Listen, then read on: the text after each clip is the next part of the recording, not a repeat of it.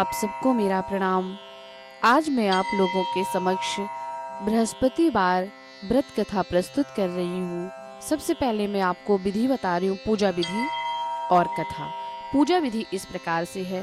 बोलो विष्णु भगवान की जय, बोलो बृहस्पति देव भगवान की जय, बोलो विष्णु भगवान की जय। बृहस्पतिवार को जो भी स्त्री पुरुष व्रत करें उनको चाहिए कि वह दिन में एक ही समय भोजन करें, क्योंकि बृहस्पतिश्वर भगवान का इस दिन पूजन होता है। भोजन पीले चने दाल आदि का करें, परंतु नमक नहीं खावे और पीले वस्त्र पहने, पीले ही फलों का प्रयोग करें, पीले चंदन से पूजन करें। पूजन के बाद प्रेम पूर्वक गुरु महाराज की कथा सुननी चाहिए। इस व्रत को करने से मन की इच्छा पूरी होती है और बृहस्पति भगवान प्रसन्न होते हैं तथा धन पुत्र विद्या और मनवांछित फलों की प्राप्ति होती है। परिवार को सुख तथा शांति मिलती है। इसलिए यह व्रत सर्वश्रेष्ठ और अति फलदायक सब स्त्री व पुरुषों के लिए है। इस व्रत में केले का पूजन करना चाहिए और कथा पूजन के समय तन मन क्रम वचन से शुद्ध होकर जो इच्छा हो बृहस्पति देव से प्रार्थना करनी चाहिए। उनकी इच्छाओं को बृहस्पति देव भगवान अवश्य पूर्ण करते हैं, ऐसा मन में दृढ़ विश्वास होना चाहिए। तो बोलो विष्णु भगवान की जय, बृहस्पति देव भगवान की जय। बृहस्पतिवार व्रत कथा। भारत वर्ष में एक राजा राज्य करता था। वह बड़ा ही प्रतापी और दानी था। नित्य गरीबों और ब्राह्मणों की सहायता किया करता था। यह बात उसकी रानी को अच्छी नहीं लगती थी। वह ना गरीबों को दान देती और ना भगवान का पूजन करती और राजा को भी दान देने से मना किया करती थी। एक दिन राजा शिकार खेलने वन को गए हुए थे तो रानी महल में अकेली थी। उसी समय बृहस्पति देव भगवान साधु के वेश में राजा के महल में भिक्षा के लिए आए और भिक्षा मांगी। रानी ने भिक्षा देने से इनकार किया और कहा, हे साधु महाराज, मैं तो दान पुण्य से तंग आ गई हूँ। मेरे पति तो धन लुटाते रहते हैं। मेरी इच्छा है कि हमारा धन नष्ट हो जाए, फिर ना रहेगा बांस और ना बजेगी बांसुरी। साधु ने कहा, हे देवी, तुम तो बड़ी अजीब हो। धन संतान तो सभी चाहते हैं, पुत्र और लक्ष्मी तो पापी के घर भी होने चाहिए। यदि तुम्हारे पास अधिक धन है तो भूखे मनुष्यों को भोजन कराओ, प्याऊ बनवाओ, मुसाफिरों के लिए धर्मशाले खुलवाओ। जो निर्धन अपनी कुंवारी कन्याओं का विवाह नहीं कर सकते, उनका विवाह करा दो। ऐसे और कई काम करो जिसके करने से तुम्हारा यश लोक और परलोक में फैलेगा। परंतु रानी पर उपदेश का कोई प्रभाव ना पड़ा। वह बोली, हे महाराज, आप मुझे कुछ ना समझाएं। मैं ऐसा धन नहीं चाहती जो हर जगह बांटती फिरूं। फिर साधु ने उत्तर दिया, यदि तुम्हारी ऐसी इच्छा है तो तथास्तु। तुम ऐसा करना कि बृहस्पतिवार को घर लीपकर पीली मिट्टी से अपना सिर धोकर स्नान करना, भट्टी चढ़ाकर कपड़े धोना। ऐसा करने से आपका सारा धन नष्ट हो जाएगा। इतना कहकर वह साधु महाराज वहां से अंतर्ध्यान हो गए। जैसे वह साधु महाराज कह कर गए थे, रानी ने वैसा ही किया। 6 बृहस्पतिवार ही बीते थे कि उसका समस्त धन नष्ट हो गया और भोजन के लिए दोनों तरसने लगे। सांसारिक भोग्यों के अभाव से दुखी रहने लगे। तब वह राजा रानी से कहने लगा कि तुम यहाँ पर रहो, मैं दूसरे देश को जाऊं, क्योंकि यहाँ पर मुझे सभी मनुष्य जानते हैं, इसीलिए कोई कार्य भी नहीं कर सकता। देश की चोरी परदेश की भीख बराबर। ऐसा कहकर राजा परदेश चला गया और वहाँ जंगल को जाता, लकड़ी काट कर लाता और शहर में बेचता। इस तरह जीवन व्यतीत करने लगा। एक दिन दुखी होकर जंगल में एक पेड़ के नीचे बैठकर वह अपनी दशा को याद करके व्याकुल होने लगा। बृहस्पतिवार का दिन था। एकाएक उसने देखा कि निर्जन वन में एक साधु प्रकट हुए। वह साधु वेश में स्वयं बृहस्पति देव भगवान थे। लकड़हारे के सामने आकर बोले, हे लकड़हारे, इस सुनसान जंगल में तुम किस चिंता में मग्न बैठे हो? लकड़हारे ने दोनों हाथ जोड़कर प्रणाम किया और उत्तर दिया, हे महात्मा जी, आप तो सब जानते हैं, मैं क्या कहूँ। यह कहकर रोने लगा और साधु को अपनी संपूर्ण कहानी सुना दी। महात्मा जी ने कहा, तुम्हारी स्त्री ने बृहस्पति देव भगवान का निरादर किया है, जिसके कारण तुम्हारी यह दशा हुई है। अब तुम चिंता मत करो, मेरे कहने पर चलो तो तुम्हारे सब कष्ट दूर हो जाएंगे। और भगवान पहले से भी अधिक तुम्हें धनवान बनाएंगे। तुम बृहस्पतिवार के दिन पाठ किया करो। 2 पैसे के चने मुनक्का मंगवाकर उसका प्रसाद बनाओ और शुद्ध जल में लोटे में शक्कर मिलाकर अमृत तैयार करो। कथा के पश्चात अपने सारे परिवार और सुनने वाले प्रेमियों में अमृत व प्रसाद बांटकर आप स्वयं भी ग्रहण किया करो। ऐसा करने से भगवान तुम्हारी सभी मनोकामनाएं पूरी करेंगे। साधु के ऐसे वचन सुनकर लकड़हारा बोला, हे प्रभु, मुझे लकड़ी बेचकर इतना पैसा नहीं मिलता जिससे भोजन के उपरांत कुछ बचा सकूं। मैंने रात्रि में अपनी रानी को व्याकुल देखा है। मेरे पास कुछ भी नहीं है जिससे उसकी खबर मंगा सकूं। साधु ने कहा, हे लकड़हारे, तुम किसी बात की चिंता मत करो। बृहस्पतिवार के दिन तुम रोजाना की तरह लकड़ियां लेकर शहर को जाओ। तुमको रोज से दुगना धन प्राप्त होगा, जिससे तुम भली भांति भोजन कर लोगे तथा बृहस्पति देव की पूजा का सामान भी आ जाएगा। इतना कहकर साधु अंतर्ध्यान हो गए। धीरे धीरे समय व्यतीत होने पर फिर वही बृहस्पतिवार का दिन आया। लकड़हारा जंगल से लकड़ी काटकर शहर में बेचने गया। उसे उस दिन से अधिक पैसे मिले। राजा ने चना गुड़ आदि लाकर गुरुवार का व्रत किया। उस दिन से उसके सभी क्लेश दूर हुए। परंतु जब दोबारा गुरुवार आया तो वह बृहस्पतिवार का व्रत करना भूल गया। इस कारण बृहस्पति भगवान नाराज हो गए। उस नगर के राजा ने विशाल यज्ञ का आयोजन किया था। शहर में यह घोषणा करा दी कि कोई भी मनुष्य अपने घर में भोजन ना बनावे, ना आग जलावे।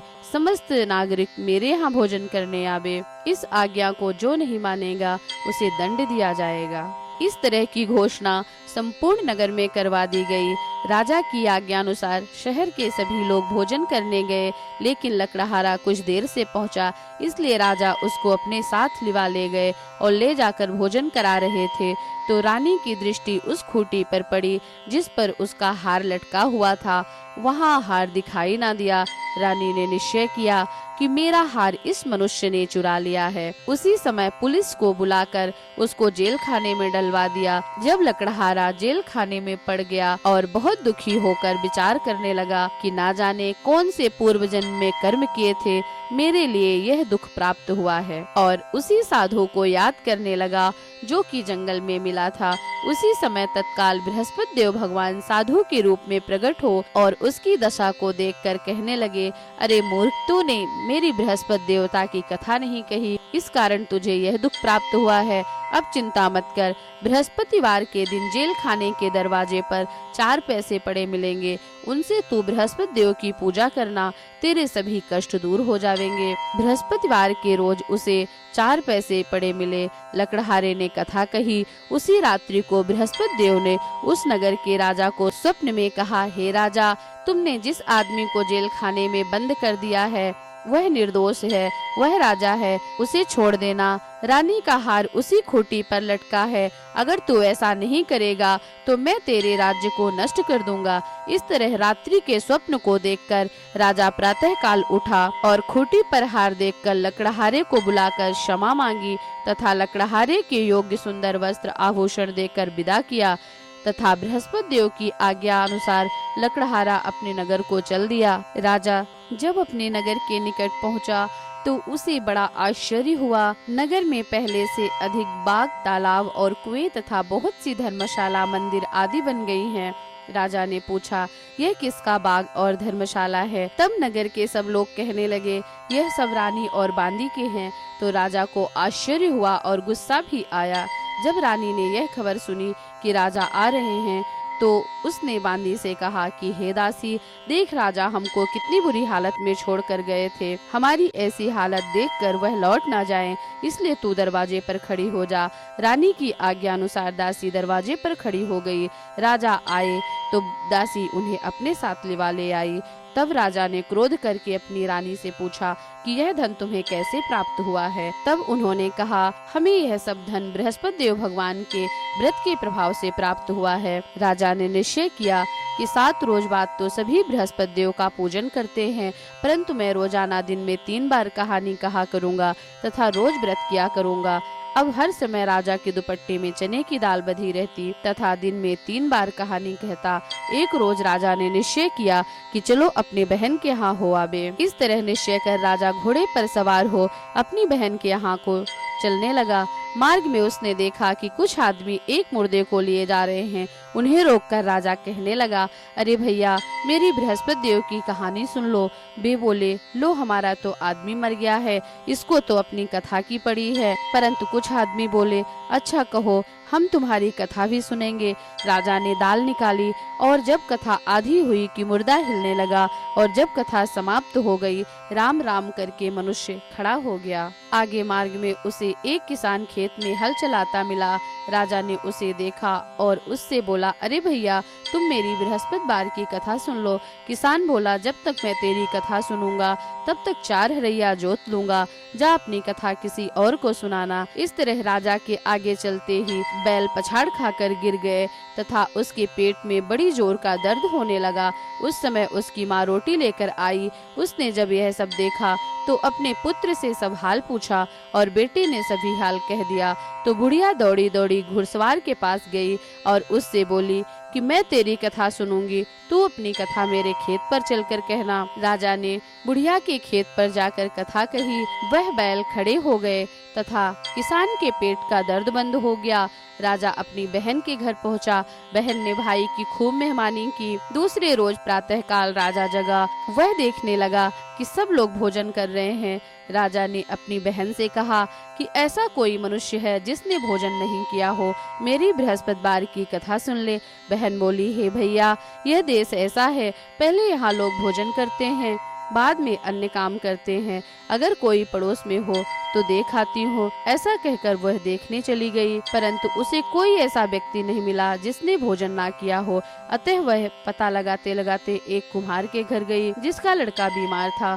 उसे मालूम हुआ कि उसके यहाँ 3 रोज से किसी ने भोजन नहीं किया। रानी ने अपनी भाई की कथा सुनने के लिए कुम्हार से कहा। वह तैयार हो गया। राजा ने जाकर बृहस्पतिवार की कथा कही, जिसको सुनकर उस कुम्हार का लड़का ठीक हो गया।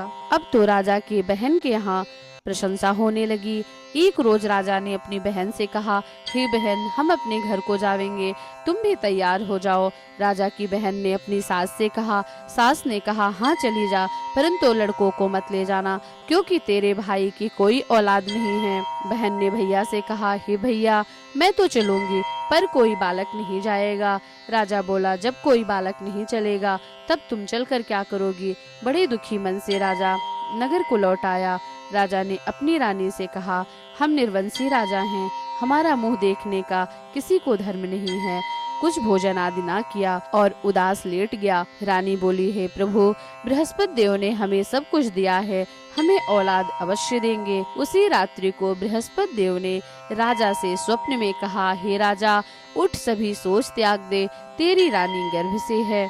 राजा को यह बात सुनकर बड़ी खुशी हुई। 9वें महीने से उसकी रानी के गर्भ से एक सुंदर पुत्र पैदा हुआ। तब राजा बोला, हे रानी, स्त्री बिना भोजन के रह सकती है, किंतु बिना बात कहे नहीं रह सकती। जब मेरी बहन आवे तो तुम उससे कुछ कहना मत। रानी ने सुनकर हाँ कर दिया। जब राजा की बहन ने यह शुभ समाचार सुना तो बहुत खुश हुई तथा अपने भाई के यहाँ बधाई लेकर आई। तब रानी ने कहा, घोड़ा चढ़कर तो आई, गधा चढ़ी नहीं आई। राजा की बहन बोली, भाभी, मैं इस प्रकार ना कहती तो तुम्हें औलाद कैसे मिलती। बृहस्पति देव ऐसे ही हैं, जैसी जिसके मन में कामनाएं होती हैं सभी को पूर्ण करते हैं। जो सद्भावना पूर्वक बृहस्पतिवार का व्रत करता है एवं कथा पढ़ता है अथवा सुनता है और दूसरों को सुनाता है, बृहस्पति देव भगवान सदा उनकी मनोकामना पूर्ण करते हैं। भगवान बृहस्पति देव उनकी सदैव रक्षा करते हैं। संसार में सद्भावना से भगवान जी का पूजन व्रत सच्चे हृदय से जो करते हैं उनकी सभी मनोकामनाएं भगवान पूर्ण करते हैं। जैसी सच्ची भावना से रानी और राजा ने उनकी कथा का गुणगान किया तो उनकी सभी इच्छाएं बृहस्पति देव भगवान जी ने पूर्ण की थी। इसीलिए पूर्ण कथा सुनने के बाद प्रसाद लेकर जाना चाहिए। हृदय में उनका मनन करते हुए जय जयकार बुलाना चाहिए। बोलो विष्णु भगवान की जय, बृहस्पति देव भगवान की जय। बृहस्पति देव की कथा। प्राचीन काल में एक ब्राह्मण था। वह बहुत निर्धन था। उसकी कोई संतान नहीं थी। उसकी स्त्री बहुत मलिनता के साथ रहती थी। वह स्नान ना करती, किसी देवता का पूजन ना करती। इससे ब्राह्मण देवता बड़े दुखी थे। बेचारे बहुत कुछ कहते, किंतु उसका कुछ परिणाम ना निकला। भगवान की कृपा से ब्राह्मण की स्त्री के कन्या रूपी रत्न पैदा हुई। कन्या बड़ी होने पर प्रातः काल स्नान आदि करके विष्णु भगवान का जब वह बृहस्पति देव भगवान का व्रत करने लगी, अपने पूजन पाठ को समाप्त करके स्कूल जाती तो अपनी मुट्ठी में जौ भर के ले जाती और पाठशाला के मार्ग में डालती जाती। तब ये जौ स्वर्ण के हो जाते और लौटते समय उनको बीन कर घर को ले आती। एक दिन वह बालिका सूप में उस सोने के जौ को फटक कर साफ कर रही थी कि उसके पिता ने देख लिया और कहा, हे बेटी, सोने के जौ को साफ करने के लिए सोने का सूप होना चाहिए।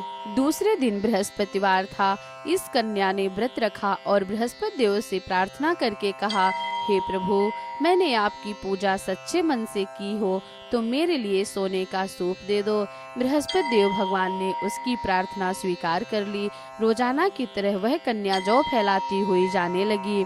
जब लौटकर जौ बीन रही थी तो बृहस्पति देव भगवान की कृपा से सोने का सूप मिला उसे। वह घर ले आई और उससे जौ साफ करने लगी, परंतु उसकी माँ का वही ढंग रहा। एक दिन की बात है कि कन्या सोने के सूप में जौ साफ कर रही थी। उस समय उस शहर का राजपुत्र वहाँ से होकर निकला। इस कन्या के रूप और कार्य को देखकर मोहित हो गया। तब अपने घर आकर भोजन तथा जल त्याग कर उदास हो लेट गया। राजा को जब इस बात का पता लगा तो वह अपने प्रधानमंत्री के साथ उसके पास गए और बोले, हे बेटा, तुम्हें किस बात का कष्ट है? किसी ने अपमान किया है अथवा और कारण हो सो कहो, मैं वही कार्य करूँगा जिससे तुम्हें प्रसन्नता होगी। अपने पिता की राजकुमार ने बातें सुनी तो वह बोला, मुझे आपकी कृपा से किसी बात का दुख नहीं है। किसी ने मेरा अपमान नहीं किया, परंतु मैं उस लड़की के साथ विवाह करना चाहता हूँ जो सोने के सूप में जौ साफ कर रही थी। यह बात सुनकर राजा आश्चर्य में पड़ा और बोला, हे बेटा, इस तरह की कन्या का पता तुम ही लगाओ, मैं उसके साथ तेरा विवाह अवश्य करा दूंगा। राजकुमार ने उस लड़की के घर का पता बतलाया। तब मंत्री उस लड़की के घर गए और ब्राह्मण देवता को सभी हाल बतलाया। ब्राह्मण देवता राजकुमार के साथ अपनी कन्या का विवाह कराने के लिए तैयार हो गए और विधि विधान के अनुसार ब्राह्मण की कन्या का विवाह राजकुमार के साथ हो गया और विधि विधान के अनुसार ब्राह्मण की कन्या का विवाह राजकुमार के साथ हो गया। कन्या के घर जाते ही पहले की भांति उस ब्राह्मण देवता के घर में गरीबी का निवास हो गया। अब भोजन के लिए भी अन्न बड़ी मुश्किल से मिलता। एक दिन दुखी होकर ब्राह्मण देवता अपनी पुत्री के पास गए। बेटी ने पिता की दुखी अवस्था को देखा और अपनी माँ का हाल पूछा। तब ब्राह्मण ने सभी हाल बतला दिया तो बहुत साधन देकर अपने पिता को विदा किया। इस तरह ब्राह्मण का कुछ समय सुखपूर्वक व्यतीत हुआ। कुछ दिन बाद फिर वही हाल हो गया। तब ब्राह्मण फिर अपनी कन्या के यहाँ गया और सारा हाल कहा तो लड़की बोली, हे पिताजी, आप माताजी को यहाँ लिवा लाओ, मैं उन्हें विधि बता दूंगी जिससे गरीबी दूर हो जाएगी। वह ब्राह्मण देवता अपनी स्त्री को साथ लेकर पहुँचे तो लड़की अपनी माँ को समझाने लगी कि हे माँ, तुम प्रातः काल प्रथम स्नान आदि करके विष्णु भगवान का पूजन किया करो, तब दरिद्रता दूर हो जाएगी। परंतु उसकी माँ ने एक भी बात नहीं मानी और प्रातः काल उठकर अपनी पुत्री के बच्चों के जूठन को खा लिया। इससे उसकी पुत्री को बहुत गुस्सा आई और एक रात कोठरी से सभी सामान निकाल दिया और अपनी माँ को उसमें बंद कर दिया। प्रातः काल उससे निकाला और स्नान आदि करके पाठ करवाया तो उसकी माँ की बुद्धि ठीक हो गई। फिर प्रत्येक बृहस्पतिवार को वह व्रत रखने लगी। इस व्रत के प्रभाव से उसके माँ बाप भी बहुत धनवान और पुत्रवान हो गए और बृहस्पति जी के प्रभाव से इस लोक के सुख भोग कर स्वर्ग को प्राप्त हो गए। बोलो विष्णु भगवान की जय। बोलो बृहस्पतिदेव भगवान की जय। श्री बृहस्पतिवार व्रत कथा संपूर्णम। आरती श्री बृहस्पतिदेव भगवान की। ओम जय बृहस्पति देवा प्रभु जय बृहस्पति देवा। छिने छिने भोग लगाऊं, छिने छिने भोग लगाऊं, कदली फल मेवा। ओम जय बृहस्पति देवा। तुम पूर्ण परमात्मा तुम अंतर्यामी, जगत पिता जगदीश्वर तुम सबके स्वामी। ओम जय बृहस्पति देवा। चरणामृत निज निर्मल सब पातक हरता, सकल मनोरथ दायक कृपा करो भरता। ओम जय बृहस्पति देवा। तन मन धन अर्पण कर जो जन शरण पड़े, प्रभु जो जन शरण पड़े। प्रभु प्रगट तब हो कर, प्रभु प्रगट तब हो कर, आकर द्वार खड़े। ओम जय बृहस्पति देवा। दीन दयाल दयानिधि भक्त हितकारी, पाप दोष सब हरता भव बंधन हारी। ओम जय बृहस्पति देवा। सकल मनोरथ दायक सब संशय टारो, स्वामी सब संशय टारो। विषय विकार मिटाओ, विषय विकार मिटाओ, संतन सुखकारी। ओम जय बृहस्पति देवा। जो कोई आरती तेरी प्रेम सहित गावे, स्वामी प्रेम सहित गावे। ज्येष्ठानंद बंदी गुरु को निश्चय फल पावे। ओम जय बृहस्पति देवा। ओम जय बृहस्पति देवा। स्वामी जय बृहस्पति देवा। छिने छिने भोग लगाऊं, कदली फल मेवा। ओम जय बृहस्पति देवा। बोलो विष्णु भगवान की जय। बोलो बृहस्पति देव भगवान की जय। बोलो सब भक्तों की जय।